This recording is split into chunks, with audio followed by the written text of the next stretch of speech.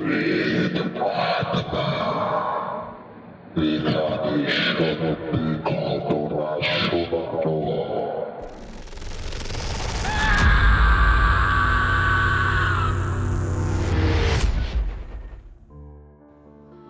বন্ধুরা, সবাই কেমন আছো?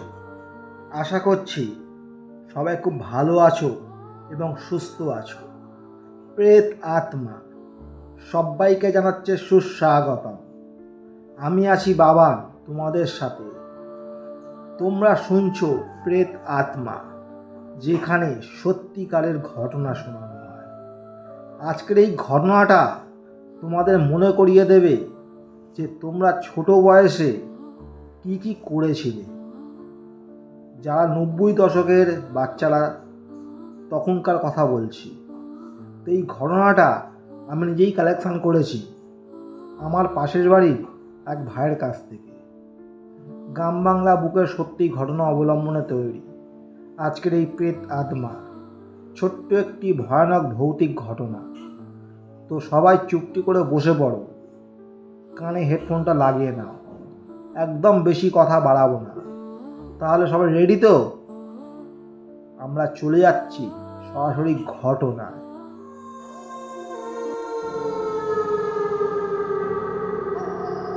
এই ঘটনার নাম দিয়েছি আমি ভৌতিক কুল গাছ। আশা করছি সবাই জানো কুল ফলটা কি জিনিস, সবাই পছন্দও করো।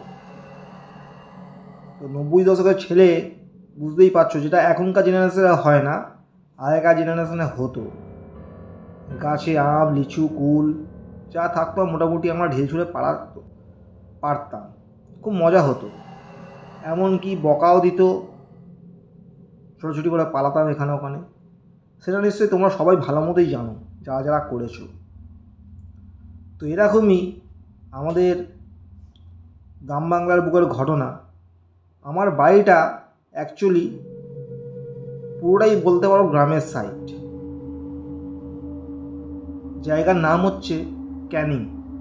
আশা করি নাম সবাই শুনেছো, ওয়েস্ট বেঙ্গলের মধ্যে পড়ছে। এই ক্যানিং পুরোপুরি ধরতে গেলে গ্রামের সাইড।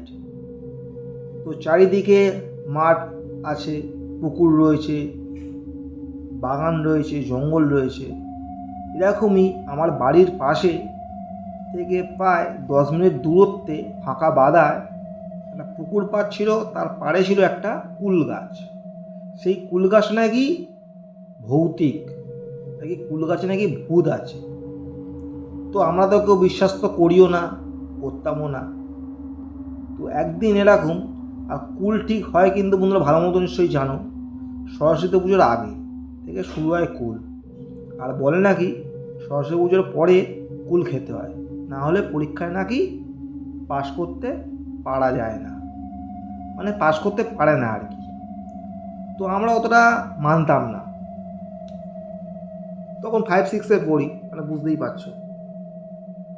তো এরকম সেই সময়টা আমার ঘুরিয়ে উঠতো ভালো।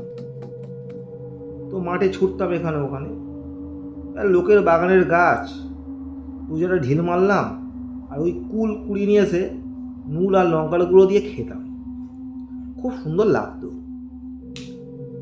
তো এরকম একদিন দুপুরবেলায় আমরা গেছি ওই বাগানে, লুকিয়ে লুকিয়ে ঢুকেছি। গাছে অজস্র কুল হয়ে রয়েছে, অজস্র, মানে একটা ঢিল মারলে প্রচুর কুল পড়বে। তো এরকম আমি আর আমার একটা ফ্রেন্ড গেছি, কাউকে বেশি কাউকে নিয়ে যায়নি, কারণ জানি নিয়ে গেলে সমস্যা হতে পারে। তো কুল গাছে ঢিলটা মেরেছে, মারতে ঢিলটা উপরে আটকে গেছে, 2-4টে কুল পড়েছে। ফের তারপরে আমরা ফের আর একটা লাঠি ছুঁড়েছি, মোটা বাঁশের মতো লাঠি ছুঁড়েছি। ছুঁড়তে আবার দেখি লাঠিটাও আটকে গেছে, কিন্তু এবারে অনেক কুল পড়েছে। সেইটা নিয়ে আমরা ওখান থেকে চলে আসি। তো মনে মনে ভাবছি যে কুল গাছে ওগুলো আটকালো কী করে। তো স্বাভাবিক, গাছেতে প্রচুর মানে লতা পাতা জড়িয়ে রয়েছে, যার জন্য হয়তো আটকে গিয়েছে। যেহেতু ছোটো অতটা বুঝতে পারিনি কিছু। তো আমরা এবার কী করেছি, সবাই তো বলে নাকি ভৌতিক গাছ ভূত গাছ, তো আমরা পাকাও মেরে আমি আমার ওই বন্ধুটা সন্ধেবেলায় গেছি। সন্ধে মানে বুঝতে পারছো শীতকাল হালকা হালকা, মানে তখন 5টা বাজলেই অন্ধকার। তো 5টা সাড়ে 5টার সময় গেছি আমরা দুই বন্ধু, যে সেইখানে পুরো অন্ধকার ঘুটঘুটে, সাপেরও ভয় নেই, ঠিক আছে, ভূতের ভয় তো দূরের কথা। তো দুই বন্ধু গেছি, দেখি কোথাও কেউ নেই, কোনো জায়গায় লাইট ফাইট কিচ্ছু নেই, পুরো স্তব্ধ। ভয়ও লাগছে, গা ছমছমও করছে। সেই মুহূর্তে আমি একটা ঢিল মারি ইচ্ছা করে গাছেতে, অনেকটা দূর থেকে একটা ঢিল মারি। কি বলবো বন্ধুরা, মানে এটা সম্ভব নয়। এই ঢিলটা মেরলাম, সঙ্গে সঙ্গে যে দেখি একটা ইঁট আর ওই লাঠিটা দেখি পড়ে গেল। জানি না এটা কী করে সম্ভব। পড়ে আমরা তো একটু ভয় পেয়ে গেলাম যে একটা ঢিলে একটা লাঠি আর ইঁট কী করে পড়ল। যে কোনো কোনো জায়গায় তো পড়েছে, এতটাই ভয় পেয়ে গেছি। সেই সময়টা হঠাৎ দেখলাম পাশ থেকে একটা মহিলা কান্না খুব জোরে আর্তনাদ করে উঠল, মানে যেটা শুনলে গায়ের রক্ত পুরো শুকিয়ে যাবে। সেই মুহূর্তে ওখান থেকে পালাতে যাব, যেন মনে হলো আমাদের দুজনকে কে যেন আটকে রেখে দিয়েছে, মানে আমরা যেন ছুটে পালাতে পারছি না দুজনে ওখানে। এমনকি এমন অবস্থা হয়েছিল ওখানেই যেন মনে হচ্ছে যে মরে যাব, মানে কথা বলতে চাইছি কথাও মুখ থেকে বেরোচ্ছে না। কোনো রকমভাবে আমার এই বন্ধুটা চিল্লে উঠে বলল, বাঁচাও বাঁচাও, কে আছো বাঁচাও। সেইটা শুনে পাশের বাড়ি যে যার জায়গা ছিল সে তখন চিল্লে বলছে, এই কে রে ওখানে, কে রে। যেই বলেছে তখন আমরা ওখান থেকে ছুটতে পারলাম, মানে ছোড়াশুড়ো করলাম। তখন যেন মনে হলো আমাদের যে পায়ে বাঁধনটা ছিল না, সেটাকে ছেড়ে দিয়েছে। যখন ছুটে যাচ্ছি আমি স্পষ্ট দেখছি ওই কুল গাছটা, বন্ধুরা কি বলবো, এখন গায়ের লোম আমার দাঁড়িয়ে যাচ্ছে। কুল গাছটা কোনো হাওয়া বাতাস কিচ্ছু নেই, ওই কুল গাছটা সমানে খুব জোরে দুলছে, খুব জোরে, ঝড়লে যেমন দোলে ঠিক তেমন, কিন্তু কোনো হাওয়া বাতাস কিচ্ছু নেই, আশেপাশের গাছ কিন্তু স্তব্ধ। সেইটা দেখে আমরা দুই বন্ধু খুব জোরে ছুটতে ছুটতে বাড়ি চলে আসি। বাড়ি চলে এসে আমার যে ঠাকুমা ছিল তখন তাকে পুরো ঘটনাটা বলি। আমার ঠাকুমা কিছু জানতো, আগেকার দিনের মানুষ তো।